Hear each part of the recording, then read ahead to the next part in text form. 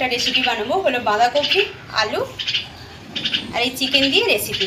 এই বাঁধাকপি চিকেন কে কে পছন্দ করো অবশ্যই আমাকে জানিও, আর কে কেমনভাবে খেয়েছো সেটাও আমাকে বলতে ভুলো না।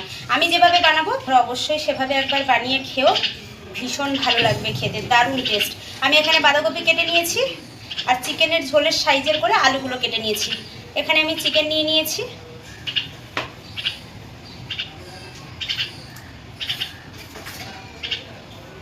এখানে আমি পেঁয়াজ কুচিয়ে নিয়েছি, এখানে আদা রসুন সব, আর রসুন ছাড়িয়ে নিয়েছি, আদাও কুচিয়ে নিয়েছি।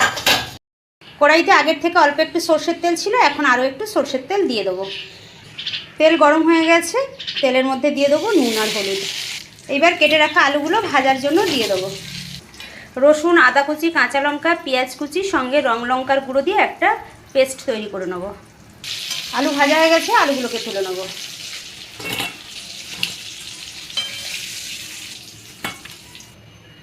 এই আলু ভাজার তেলের মধ্যে দিয়ে দেবো তেজপাতা, পেস্ট করা মশলা। মশলা ধোয়ার বাটির একটু ধুয়ে জল দিয়ে দেবো। এখন দিয়ে দেবো স্বাদ মতো নুন, পরিমাণ মতো হলুদের গুঁড়ো। এবার কেটে রাখা চিকেনগুলোকে দিয়ে দেবো। এবার অল্প আঁচে ঢাকা চাপা দিয়ে দিয়ে চিকেনটাকে কষিয়ে নেব। চিকেন অর্ধেকের বেশি কষানো হয়ে গেছে, এবার ভেজে রাখা আলুগুলো দিয়ে দেবো। এবার কষানো বাঁধাকপিগুলো দিয়ে দেবো। এখন এবার একটু ঢাকা দিয়ে দেবো।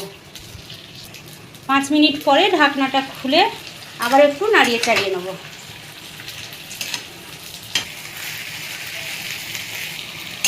বাঁধাকপি দিয়ে চিকেন তৈরি হয়ে গেছে। এবার উপর থেকে একটু গরম মশলা গুঁড়ো ছড়িয়ে দেবো। এবার কড়াই থেকে নামিয়ে ফেলবো একটা পাত্রের মধ্যে। গন্ধটা দারুণ উঠেছে।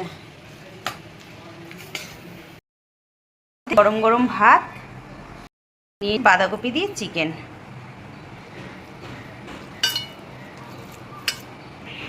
এবার ভাতের সঙ্গে তরকারিটা মিশিয়ে নেব। দেখো চিকেনটা একদম সেদ্ধ হয়ে গেছে, গন্ধটা তো দারুণ বেরিয়েছিল। এবার একবার খেয়ে দেখো, দারুণ হয়েছে।